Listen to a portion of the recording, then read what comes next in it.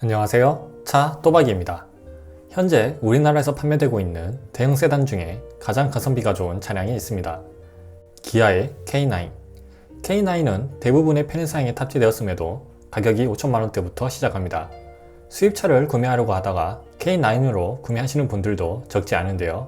오늘 리뷰할 차량은 K9 3.8 4륜구동 플래티넘 2 모델입니다. 그럼 기아의 플래그십 대형 세단 K9이 어떠한 매력이 있는지 알아보도록 하겠습니다.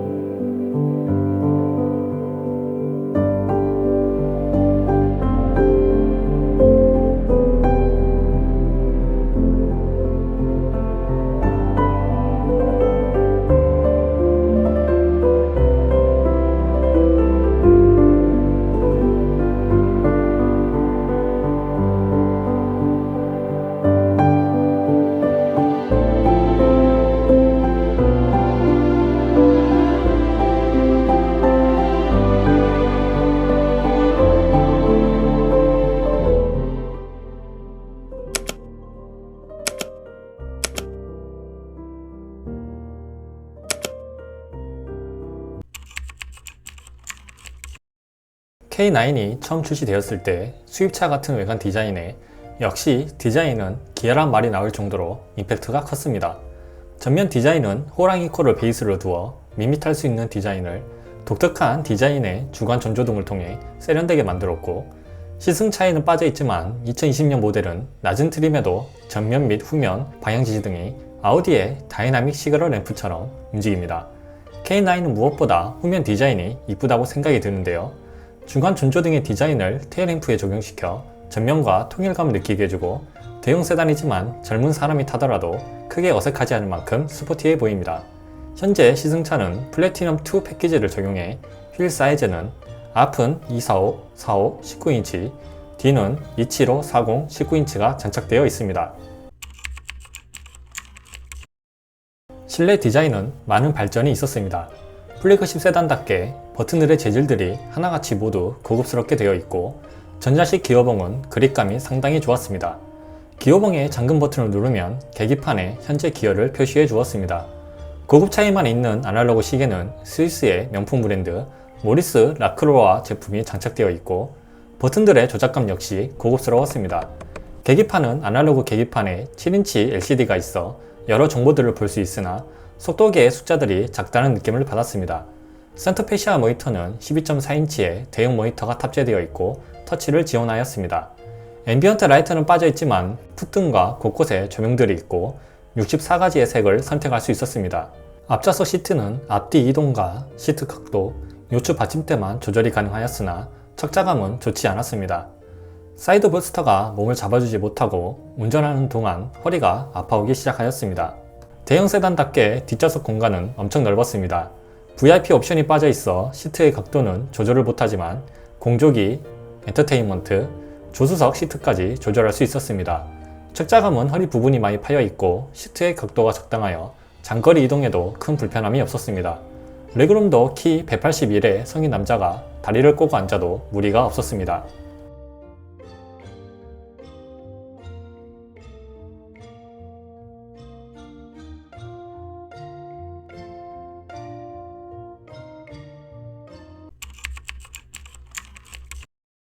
편의사양은 주행 보조 기능, 헤드업 디스플레이, 전동 트렁크, 서라운드 뷰, 크렐 오디오, 애플 카플레이, 앞좌석 통풍 시트 및 열선 시트, 뒷좌석 열선 시트, 3존 에어 컨디셔너, 뒷좌석 선쉐이드 및 뒷유리 전동 선쉐이드, 워크인 스위치, 후측방 모니터까지 대부분의 편의사양이 장착되어 있었습니다.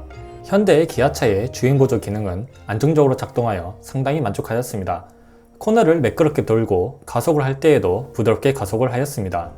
무엇보다 스티어링 휠을 2분 이상 잡지 않아도 차량 스스로 운행하여 기능의 만족도가 상당히 높았습니다. 단, 주행보조 기능을 사용할 때에는 전방 주시를 꼭 하셔야 합니다. 헤드업 디스플레이에서는 차량의 웰컴 기능이 작동하며 주행에 관한 모든 정보를 표시해줍니다. 트렁크는 중동으로 작동하나 차주분의 짐이 있어 내부를 촬영하지 못하였습니다.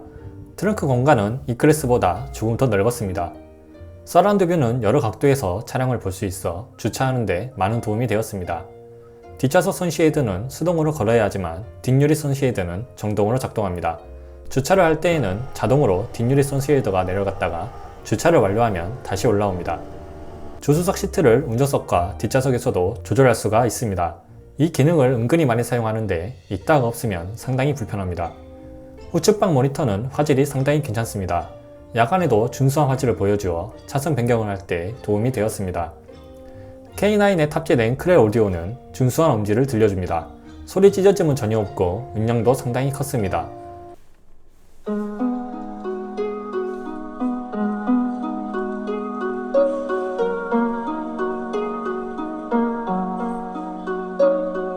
How long has it been since I kissed you? I don't wanna wait. How long has it been since you held me? I don't wanna wait. How long has it been since I felt like this about anything? I don't wanna wait. I don't wanna wait no more. K9에 전착된 3.8L 6기통 엔진은 315마력 40.5토크를 자랑합니다. 시내 주행과 고속 주행에서도 부족함 없는 가속력을 보여주며 시속 50km가 넘어가면 본격적으로 엔진의 힘이 느껴집니다.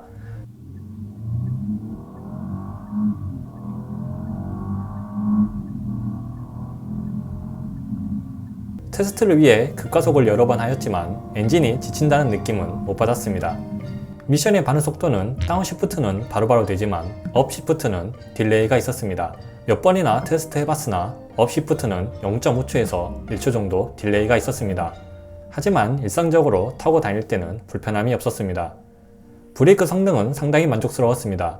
노면의 온도가 상당히 낮은데도 전혀 미끄럼 없이 차를 안정적으로 제동하였고 몇 번이나 테스트 하였음에도 성능이 떨어지지 않았습니다. 스티어링 휠 반응은 스티어링 휠을 돌리는 만큼 바로바로 반응하여 대형 세단이 맞나 싶었습니다. 무엇보다 조속에서는 스티어링 휠이 가벼워 시내 주행을 할 때에는 상당히 편안하였습니다. 코너링은 날씨가 너무 좋지 않아 제대로 된 테스트를 못하였습니다. 잠시 동안 느껴본 코너링 성능은 숏코너에서는 속도를 상당히 줄여야 했지만 롱코너에서는 속도가 조금 높아도 차가 붙어주어 대형 세단으로는 무난한 코너링 성능을 보여주었습니다. 날씨가 풀리면 다시 한번 테스트를 해보겠습니다. K9의 승차감은 일반 서스펜션을 기준으로 단단하면서 잔진동은 상당히 잘 걸러줍니다. 하지만 반지턱을 넘을 때나 노면이 안 좋을 때의 충격이 그대로 시트로 느껴집니다. K9을 시내에서 탈 때는 승차감이 좋게 느껴지다가 방지턱을 넘을 때는 승차감이 상당히 나쁘게 느껴집니다. 혹시라도 잘못 느꼈나 싶어 시속 30km로 설정해두고 반지턱만 있는 곳을 여러 번 다녀봤지만 노면이 안 좋거나 반지턱이 있는 곳에서는 충격이 차 안으로 많이 들어왔습니다. 혹시라도 승차감 때문에 K9을 구매하시는 분이 계시다면 꼭 시승을 하시고 시승을 할 때 노면 안 좋은 곳으로 다녀보시길 바랍니다. 소음 부분에서는 정말 만족하였습니다. 시동을 걸었을 때 들리는 소음은 밖에서는 직분사 특유의 소음이 들리지만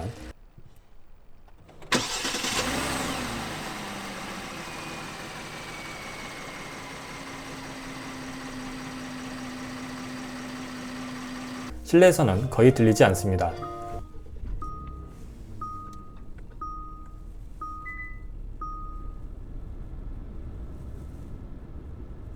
촬영을 하는 도중에 날씨가 급격히 안 좋아져 바람이 많이 불었는데도 풍전음이 조금밖에 들리지 않으며 노면 소음도 잘 걸러 주었습니다.